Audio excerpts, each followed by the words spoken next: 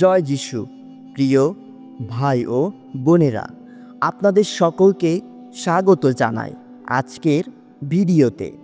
আজ এই ভিডিওটি আপনার সকল কষ্ট দুঃখ দূর করে দেবে এবং কেটে যাবে আপনার জীবনের সকল হতাশা। তাই শুনুন প্রভুর বাক্য কি বলে। ভিডিওটি কেউ মিস করবেন না। বন্ধু, যদি আপনার কোনো প্রার্থনা থাকে অবশ্যই সেটা কমেন্ট বক্সে জানাবেন। আমরা আপনাদের প্রার্থনার উদ্দেশ্য নিয়ে প্রার্থনা করব। আর হ্যাঁ, আপনাদের কাছে ছোট্ট অনুরোধ, আমাদের চ্যানেলটি সাবস্ক্রাইব করতে ভুলবেন না এবং ভিডিওতে একটি লাইক করে দেবেন। প্রভু বলেন, আর সংকটের দিনে আমাকে ডাকিও, আমি তোমাকে উদ্ধার করিব ও তুমি আমার গৌরব করিবে। অতএব কালকের বিষয়ে দুশ্চিন্তা করিও না, স্বয়ং নিজের বিষয়ে দুশ্চিন্তা করবে। প্রতিদিনের কষ্ট প্রতিদিনের জন্যই যথেষ্ট। তোমাদের সমস্ত দুশ্চিন্তার ভার তার উপরেই ফেলে দাও, কারণ তিনি তোমাদের জন্য চিন্তা করেন। প্রত্যাশায় আনন্দ করো, কষ্ট সংকটকে সহিষ্ণু হও, প্রার্থনায় বিশ্বস্ত থাকো। ধন্য যারা সুখ করে, কারণ তারা সান্ত্বনা পাইবে। আমি তোমাদের এসব কথা জানালাম যেন আমার মধ্য তোমার শান্তি লাভ করো। এই জগতে তোমরা সংকটের সম্মুখীন হবে, কিন্তু সাহস করো, আমি জগৎকে জয় করেছি।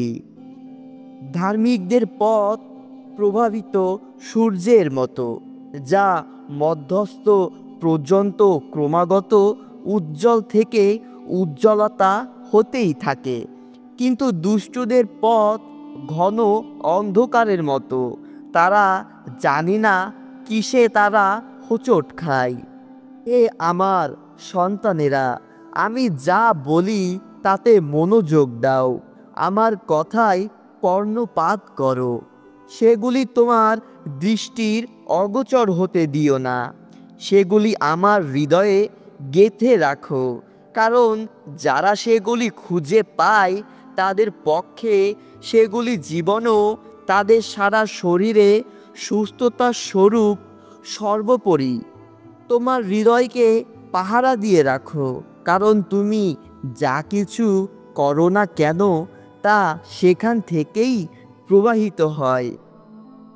তাবু তুমি যদি তার প্রতি তোমার অন্তর উৎসর্গ করো ও তার দিকে তোমার হাত বাড়িয়ে দাও, যদি তোমার হাত লেগে থাকা পাপ ঝেড়ে ফেলো ও তোমার তাঁবুতে কোনো অমঙ্গল বাস করতে না দাও, তবে দোষমুক্ত হয়ে তুমি তোমার মুখ তুলবে, তুমি সুস্থ থাকিবে ও ভয় করবে না।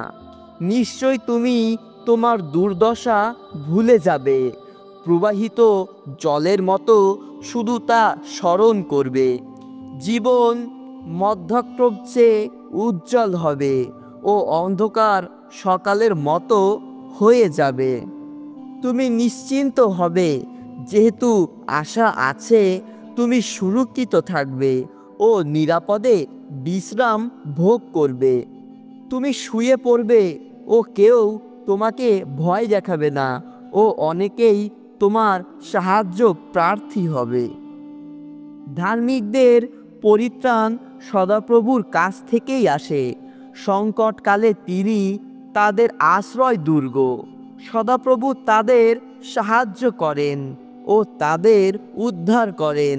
তিনি তাদের দুষ্টদের কবল থেকে উদ্ধার করেন ও মুক্তও করবেন, কারণ তারা যে তারই শরণাগত।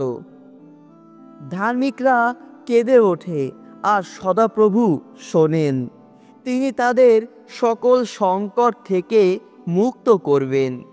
সদাপ্রভু ভগ্ন চিত্তদের নিকটে এবং যারা অন্তরে চূর্ণ বিচূর্ণ তাদের তিনি উদ্ধার করেন।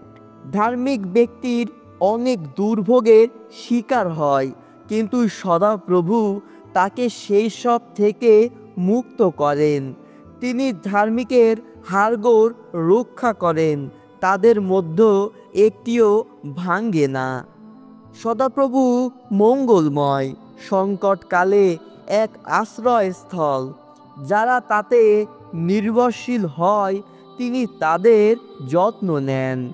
কারণ তোমাদের জন্য কৃত পরিকল্পনার কথা আমি জানি। সদাপ্রভু এই কথা বলেন। তাহলে তোমাদের সমৃদ্ধির পরিকল্পনা তোমাদের ক্ষতি করার জন্য নয়, তোমাদের এক আশা ভবিষ্যতের মঙ্গল দানের পরিকল্পনা। তোমরা বলবান হও ও সাহস করো। তাদের তোমার ভয় পেও না কিংবা আতঙ্কগ্রস্ত হইও না, কারণ তোমাদের ঈশ্বর সদাপ্রভু তোমাদের সঙ্গে যাবেন। তিনি কখনো তোমাদের ছেড়ে যাবেন না বা ত্যাগও করবেন না। যেভাবে মা তার শিশুকে সান্ত্বনা দেয়, তেমনি আমি তোমাদের সান্ত্বনা দেব, আর তোমাদের জেরুসালেমের এই সান্ত্বনা লাভ করবে। ঈশ্বর আমাদের সবাইকে আশীর্বাদ করুক। প্রিয় বন্ধুগণ, পবিত্র এই বাক্যগুলো প্রভু যিশুর বাক্য, যা শ্রবণের মাধ্যমে এবং পালনের মাধ্যমে আমাদের জীবনকে সুন্দর ও পরিবর্তন আনতে সাহায্য করবে। তাই আসুন রোজ এই পবিত্র বাক্য আমরা ধ্যান করি। তাহলে আপনার জীবনের সব দুঃখ, কষ্ট, হতাশা কেটে যাবে। জীবন হবে সুন্দরময়। জয় যিশু। ধন্যবাদ।